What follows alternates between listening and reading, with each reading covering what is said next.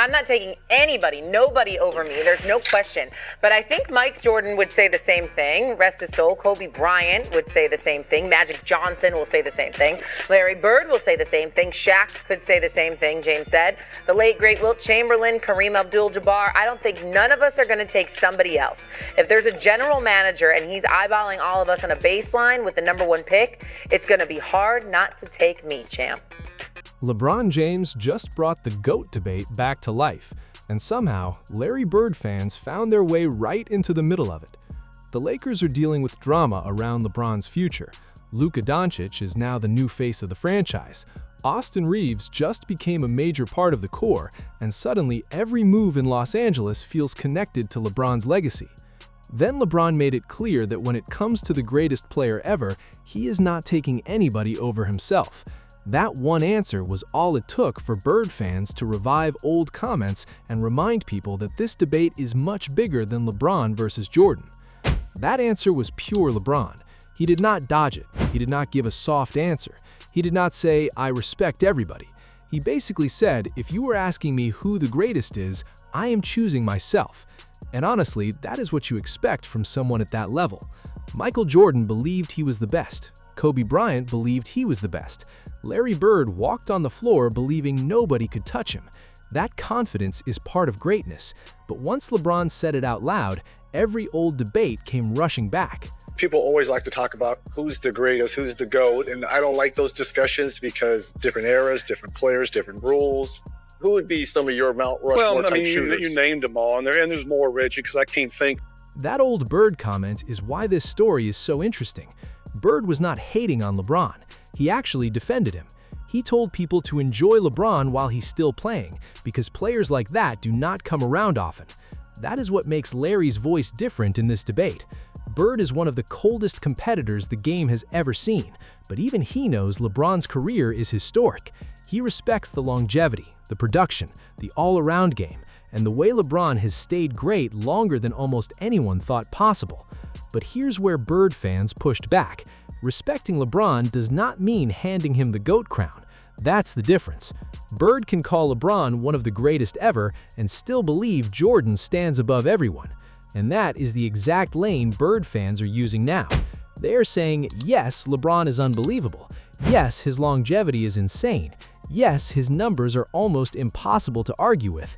But if the debate is about the very top, Bird's old comments still point back to Michael Jordan.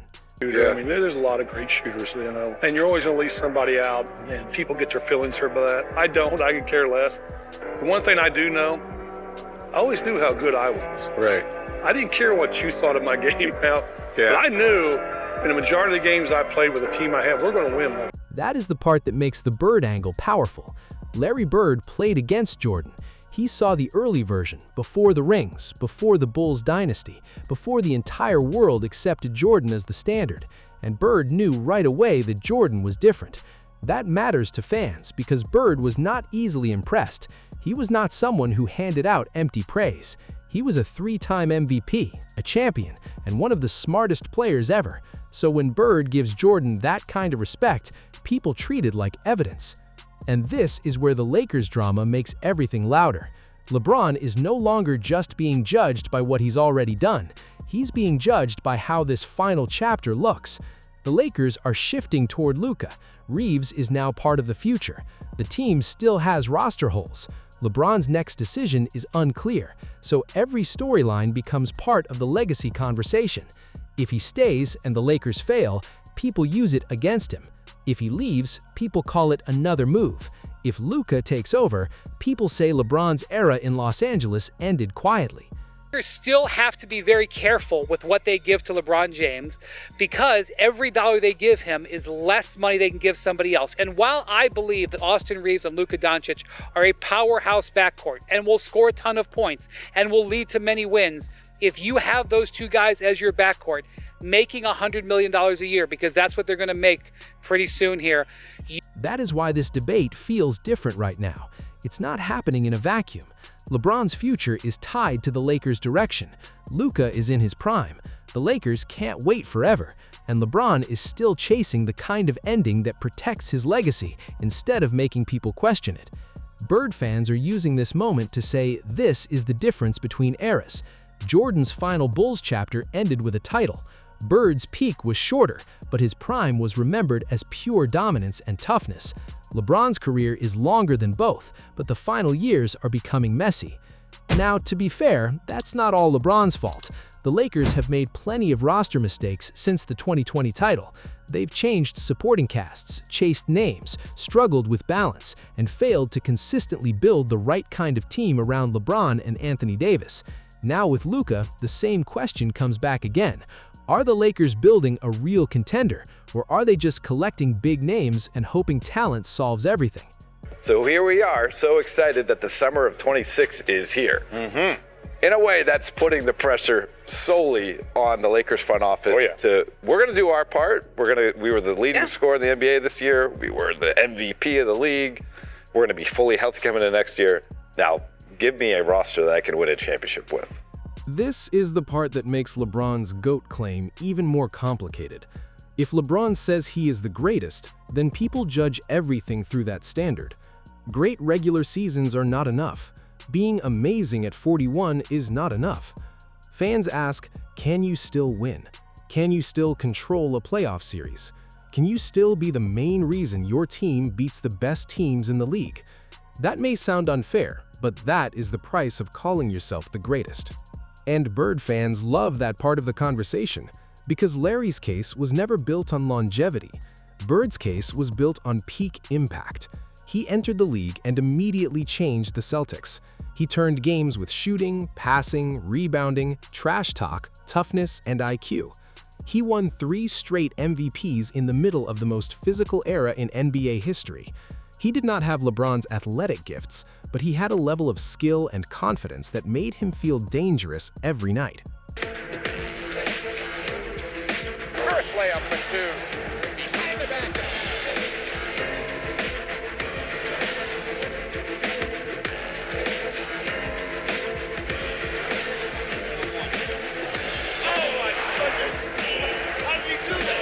That is why Bird fans get defensive whenever the GOAT debate becomes only LeBron versus Jordan. They feel like the conversation skips over players who changed the league before the social media era. Bird was not just a great shooter, he was a complete offensive genius. He could see passes before defenders knew they were open. He could control a game without needing to dominate the ball the way modern stars do. And if you put Bird in today's spacing-heavy NBA, his fans believe his numbers would explode. But this is not just about Bird being underrated. It is about what different generations value. LeBron fans value longevity, all-around production, durability, and carrying teams across 2 decades. Jordan fans value peak dominance, finals perfection, scoring pressure, and killer instinct. Bird fans value skill, IQ, toughness, and the kind of competitive edge that made every opponent feel like they were being mentally attacked. That is why the debate never ends. Everyone is arguing from a different definition of greatness. LeBron had 31 and 10. Steph Curry had 38 points. And look at this. Most 30-point career games. LeBron James just one shy of tying your GOAT, Stephen A. Michael Jordan. LeBron James is phenomenal. He's great. He's on the Mount Rushmore of basketball. He's not Michael Jordan. That clip brings the modern debate back in. Stephen A. and other analysts keep going back to the same point.